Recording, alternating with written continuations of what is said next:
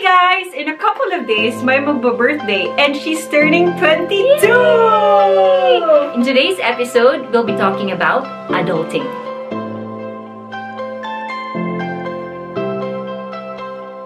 Before we begin, We would like to say hi to Alejandra Gaga from Hamburg, Germany. hi!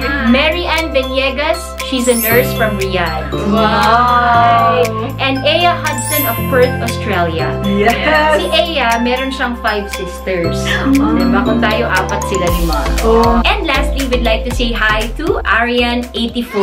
Yes! Hula ko na panganak ko ng 84. Kaka Britney Spears 90. So, kung 1984 to si Arian, si Ikaw, Mick, Day. Huwag mo na ako. Ikaw, anong year ka, Mick, na panganak? 1999. Oh, I feel like they're babies pa there. Mga 1999. Eh, 1994 ka. Baby ka ba rin? Baby ang ugali. MicMic will be celebrating her birthday on March 13. Yes! Do you feel it? When you reach a certain age, like for example, nagba-birthday ka, nararamdaman mo ba na? Hindi, dahil ko nga 13 pa ako ngayon. Ang ugali.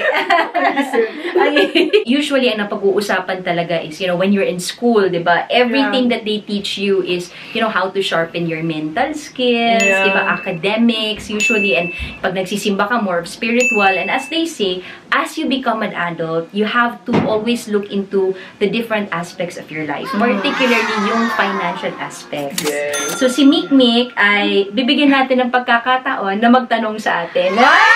Kung meron kang gusto i-clarify pagdating sa finances, pag-uusapan natin at kasama natin sila. Kasi, nagdaan na tayo sa 22. Akala ko ba forever 21 tayo? Actually, mag-turn pa lang ako ng 22 next September. Ready ka na ba, Mi? Yes, may questions ako, ate. Alright, Okay, let's go. begin. Okay, number 1. I'm still a student at 22. I feel like I'm behind from you and M, who started their lives at 20 or 21. Is this normal? Yes, normal, Jai. Contest to. Competition to Jai. So, nauna ka na. Ganon. Bakit ako nauna? Nauna ka na kasi age mo yung Jai. Competitive ka eh. You're saying that because when I was 21, I was already working, and then si MM was already working when she was 20, turning 21 also. And si MicMic ay... First batch ng K-12. Oo, kaya nasabit doon. Kaya hindi ka pa talaga... Hindi naman bagsak yun, Jai. Ano ba yun, Jai? K-12 or bagsak, Jai? Laruin natin, Jai. This one is really true. Sinasabi niya sa akin yan, Jai. Sinasabi ko sa kanya na we're running our own race. Yes. Pero contest to. I'm just joking. Everyone, kahit sino man, we're running our own race. You concentrate on your own track. Kasi ngayon you're studying right now. So focus on that goal of graduating, of getting a license as an engineer. Yun yung focus mo for now. Dahil ka, I swear, pag graduate mo, engineer ka na, mas malaki sahod mo sa kanya. So ikaw na yung mas nauna dyan. For me naman, Nick, in everything there is a time, and everything there is seasons. Sinabi niya Ecclesiastes yan, di ba? So, right now... ng Bible. So, sure mong nasa Bible yan, ha? Totoo, di ba? Nasa Bible, oh, di ba? Seriously, huwag ka magulo. Okay, sorry. In everything there is time, in everything there is season. It just happens na kami nauna because of the circumstance at that time. So for you, it was something out of your control, di ba? Kasi para sa amin naman, we just had to go with the flow. And ikaw din, for you, you were in that situation and you have to make the best of that situation. And sa sinabi ni MM, for once, meron din siyang tamang sinabi. May wisdom ako pag ano lang, pinupush lang. Sinabi ni MM, and I see this also, and I believe this also, you have to run your own race. Because I tell you, it's not really about the age that will define kung magiging successful ka or not. I am here, this is what I am given now, I will make the best of what I have, and then when I graduate, alam ko darating din yung panahon ko, and when I do, Bibili ako ng maraming LV. When I do, you know, I will again be the best and I will make sure that I will be successful. Right? Because it doesn't mean na ako yung eldest or nakakatanda si MM ay siya na yung successful, diba? A lot of stories out there na yung bunso nagiging successful, diba? So, it is not something to be compared of, or it's not something to be anxious about, because you will have your time. And seeing you, how you are as a person, yung character mo, yung values mo, no doubt that you will be successful. Yes. Okay, go. Next question. I budget now using save, spend, give, grow. I feel like I should level up my budgeting skills. Yes. Yes, you should. You should level up. What MicMic is doing, yung save, spend, give, and grow, is the kind of budgeting na tinuturo natin pag, alimbawa, you're still a student. Yes. We made a video about that actually. Yes. So, this is what you've been doing, and you feel like magle-level up ka na. Like for the adults. I'm ready. Feeling mo ba kailangan mag-level up? Oo. Zay, marami na siyang pera, Zay. Oo, kaya kailangan na i-budget, Zay. Oo. It has been a good habit na nag-iipon ka talaga. Meron siyang envelope system, si MicMic. Tapos, she's very frugal when it comes to how she handles her money. I believe it's the perfect time. The earlier that you start budgeting, then the farther that you will go. And with that said, uupuan na natin yan. Yeah, mag-message ka sa maexmae. Sa Instagram. Mag-post ka sa template. It's good. At least may self-consciousness siya na, I think I need to step up na. So at least, diba, hindi lahat may ganun dyan. And really, this is an admirable trait, what you're doing. Yeah. You really have to know how to budget. Again, the school did not teach us how to manage our finances. So, we have to step up para talaga we are able to manage our financial life. Di ba sinasabi ko palagi, it's not how much you earn, but it's how much you save and how much you invest. But then, ultimately, this goes down to how well you budget. How detailed is your budget? Nasagot ba? Yes, thank you. Alright. Third question. If there are two things that I should focus on saving, what are those? Ay, ikaw, sumagot ka ng maayos. Material fund! Joke! I think the most important, ito din yung siness out mo sa akin dati pa, is yung retirement fund. As time goes by, hindi na tayo as young, hindi na tayo as energetic as we were. You are preparing yourself for the future. At least, hindi ka maging burden sa family mo, like your parents, kasi, di ba? Burden sa kanya. Kasi diba, like, most of the common story na naririnig natin, ginagawang retirement fund ng mga parents, yung mga child nila. So, the more kids, the more retirement fund, parang ganun. When you save for your retirement already, you're all set knowing na ano man ang mangyari, yes, I enjoy my life now, but I also know that that's going to happen in the future and I'm looking after that also. Right? So, that's being responsible. And with adulting, with adulthood also comes being responsible of your life. Second thing that you have to focus on, for me, is your investment fund. So, meron ka, diba? Save, spend, give, and grow. Grow is synonymous to saving up for your investment fund. You have to put your money somewhere where you know, calculated mo kung magkano ang interest na makukuha mo. Our money, if you just put it in the bank, nag-depreciate yun because of inflation, right? Naalala mo noon, pagbibili tayo, sa panahon ko, pagbibili ako ng Jollibee, for 100 pesos, ang dami ko na, may chicken joy na, may spaghetti na, may burger pa, Hindi, diba? yung Coke dive. Pumunta kami sa tindahan ni Kuya, dala namin 20. Oh. Kasi Coke sakto lang pala yun.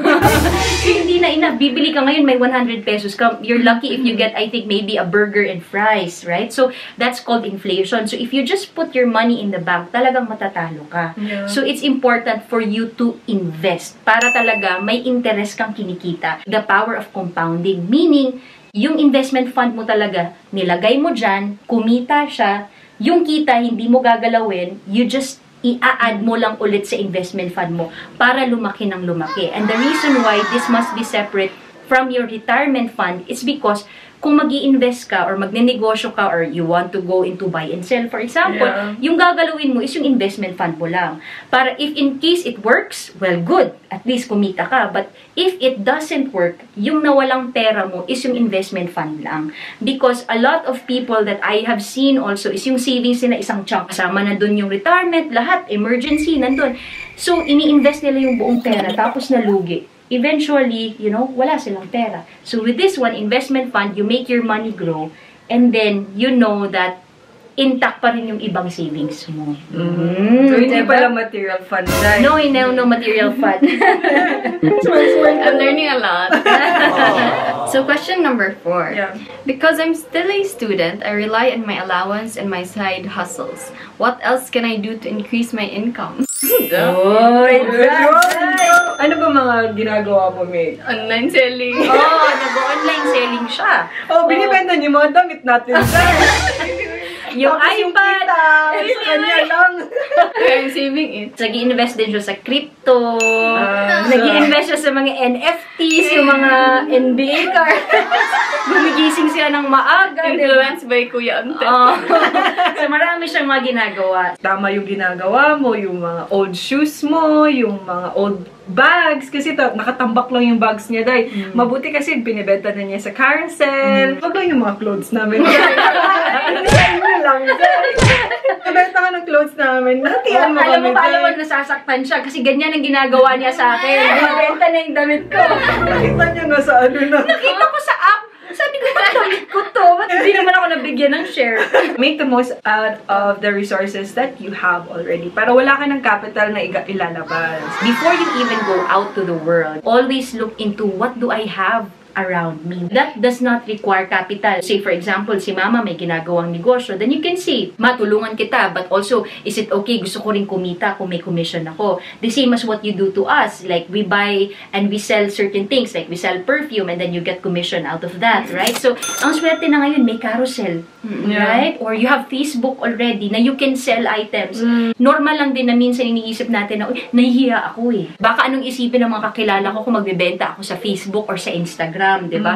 Ayokong isipin nila kung naghihirap na ako. I tell you, the successful people, they don't care what other people think. If you observe how they live and how they really hustle in life, they don't care kung anong sasabihin ng iba because ultimately, if they make money, it's theirs, right? And if they don't make money, wala naman din gagawin yung ibang tao, right? So, again, you run your own race. Be bold. It's okay. You sell whatever it is. Kahit ano. Bag niya ate, yung mga sapatos niya doon, Wag mo na sabihin, hindi na niya nahalata yun. Babalik ako doon. First option would be to sell. Sell whatever things that you don't use. You don't know the things that you don't use anymore. Somebody will love them, right? Somebody will love them and take good care of them. The second thing is also to increase your knowledge, increase your learning. Sometimes, gusto nating pasok agad ng negosyo, but you don't even study kung ano yung pinapasukan mo. So, naglabas ka na ng pera, ang hirap na bawiin kasi hindi mo na alam kung paano bawiin at tas lugi ka na pala. You have to study also. I'm happy that that's what you're doing. Ipagpatuloy mo lang yung ginagawa mo. Number 5. What is the first big financial investment that I should make? So the biggest financial investment na I started with was my insurance. I had different thoughts about insurance. Akala ko nga parang pinaperahan lang ako or there's no benefit at all. I agree with the first thing you have to invest is insurance. Ano ba yung insurance? Hindi ko naiintindihan because baka bentahan lang ako. Basically, the purpose of a life insurance is para siyang base mo. So if it's like a pyramid, ultimately ito yung goal mo. So, the life insurance will protect everything. So, kung ano man ang mangyari. Kasi kahit na may retirement fund ka, meron kang emergency fund, may investment fund ka, and then one day, you know, knock on wood, you get sick and it's a critical illness, anong mangyayari? Eventually, pag wala kang pera, mauubos mo lahat yun. You would have to spend it for hospitalization, diba? So, that life insurance, kasi meron ng living benefits ngayon, you can use your life insurance. Or say, for example, you get married na, meron ka ng asawa, meron ka ng anak, and then something happens to you. Before, nagde-depend kayo on dalawang income. If something happens, that life insurance will cover kung anong man yung mga expenses. The reason why I'm saying you have to get a life insurance is because time is on your side. And rarely do we have that kind of timing, no? Na say, for example, you got yours when you were 22. And you're at the perfect age, right? Because the younger that you are, the cheaper the insurance is. Say, for example, kung si at 22, meron siyang, for example lang, meron siyang insurance worth 2 million, for example. So, yung babayaran mo lang monthly is, say, 2,000 pesos. But for me, at 34 years old, na kukuha ng insurance worth 2 million, siguro yung babayaran ko is 10,000 or 8,000 pesos na. It is because my age is a little bit older already. So, now at 22, the younger that you are, mas makakabuelo ka talaga. Okay ba? Okay ba? Okay ba? Galing lang siya sa class, actually. Ano ba yung subject mo before this? Construction materials and testing. Hi, Sir Calibara! Si MicMic, sana pumasok ng klase niyo kanina. Sana hindi natulog, sir. Sir, pag nagka-classic ko, pa-on nyo yung camera. Kasi baka natutulog lang. Last and final question na ba yan? Last and final question. Yes. What is a value or trait or character that I should carry in this journey? I love that. Ikaw? Seryoso? Bigyan mo naman ako mag-time mag-isip. Parang pageant naman yun. The most important trait siguro na dapat dalhin mo sa adulting life mo na kinikerry ko pa din hanggang ngayon is being adaptive sa change. We might have our plans. Gusto natin ganito, ganyan. But in reality, minsan hindi nangyayari yun. Maybe situations won't allow us. Maybe time won't allow us. So, kahit ano man yung ibigay sa atin na sitwasyon, we should be flexible on how to handle things. So, you need to be able to bounce back every time. Yeah. That's so true, guys. Sa finances man yun, sa love life man yun, sa lahat ng bagay, dapat i-bounce back. That's a good advice. For me, Mick, it's a good trait to have foresight. Meaning, the ability to see what's ahead of you. This is what I want to happen. How do I get there? For example, you know that you are going to grow old. As early as now, you have to save for your retirement fund, right? That's foresight right there. Kasi alam mo na eh. Or say, for example, it's important for me that when I get married, with Danny Boy, and Danny Boy deserves to have a woman who knows how to handle finances, I need to learn now, as young as now. So, again, that's foresight there. Most people tend to really get occupied on what's happening now. And then sa sinabi ni MM, you have to have the ability to rise up. Kung ano yung kaguluhan dito, you have to be able to rise up para, you know what, nakikita ko, dun ako papunta. So, these are the things that I will do. Apart from foresight, if there's one gift that we can ask from the Almighty Father, is also wisdom. You have to have wisdom. Wisdom is different from knowledge. Wisdom is really understanding and listening, not just to yourself, but also what He is telling you. And also, your wisdom becomes your moral compass. Have foresight and then to ask for wisdom. Na as you grow older, as you live life, as you journey life, you are wise in making decisions, the choices that you will make in life. It's so precious, Jai. You can't read that in books.